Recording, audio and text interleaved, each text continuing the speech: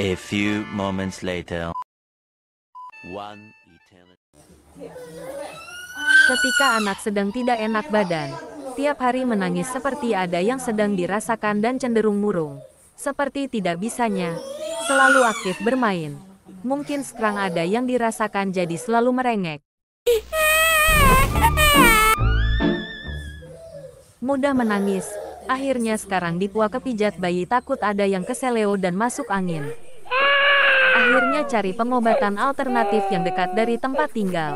Dan cara ini biasa banyak orang tua dilakukan sebelum dibawa ke dokter. Hai.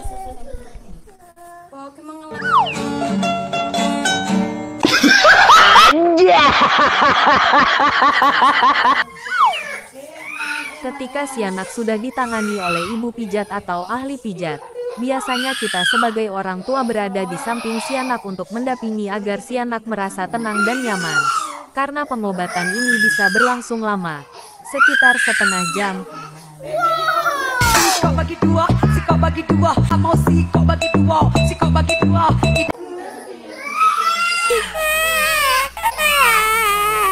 Bisa juga sampai 1 jam lebih, tergantung si kondisi si anaknya.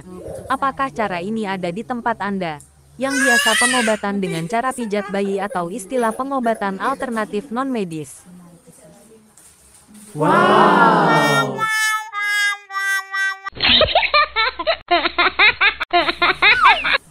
Agar anak tidak menangis, biasa ibu sambil menyusui atau memberi ASI, agar anak mau dan diobatin dan mudah diarahkan. Anak kalau bertemu orang asing, sudah pasti akan menjauh dan tidak nyaman ketika didekati apalagi dipegang ketika dipijat.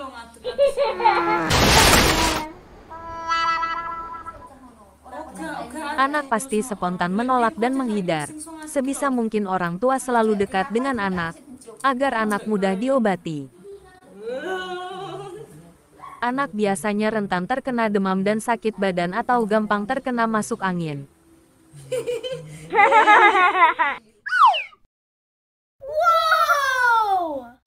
Itu disebabkan bisa jadi ketika perut si anak kosong dan kecapean dan terlalu banyak aktivitas bermain.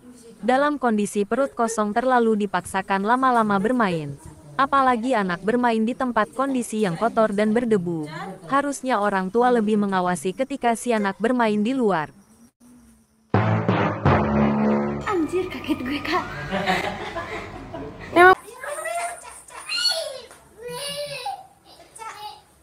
Jika sudah dilakukan pengobatan alternatif, dan kondisi si anak belum ada perubahan, sebaiknya bawa ke tempat pengobatan medis. Wow. Bisa ke puskesmas terdekat atau bidan setempat jika perlu bawa ke rumah sakit umum anak. Kalau memang ingin kepastian si anak sedang mengalami apa yang dirasakan. Daya tahan anak mungkin ada yang sama dan ada juga yang berbeda.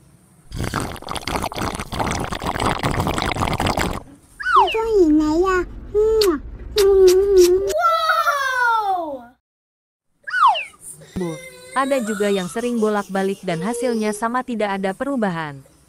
Pengobatan jangan terfokus pada satu tempat.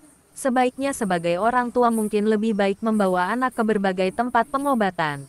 Dan memastikan tentang kondisi anak agar tepat ditangani. Wow. Si anak agar tepat ditangani dan bisa lebih cepat sembuh.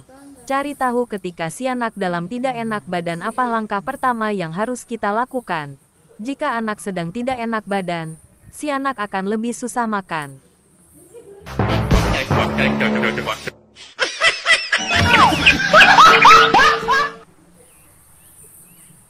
Jika anak ketika susah makan, baiknya gantikan dengan buah-buahan yang bagus buat daya tahan tubuh si kecil. Orang tua harus ekstra sabar ketika si anak dalam kondisi sakit. Pasti orang tua akan menjadi repot dan kurang tidur.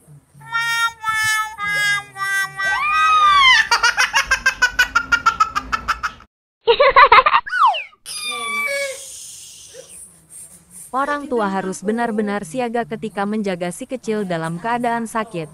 Orang tua harus selalu sabar ketika anak dalam keadaan sakit. Pikiran pun harus tetap tenang dan semangat.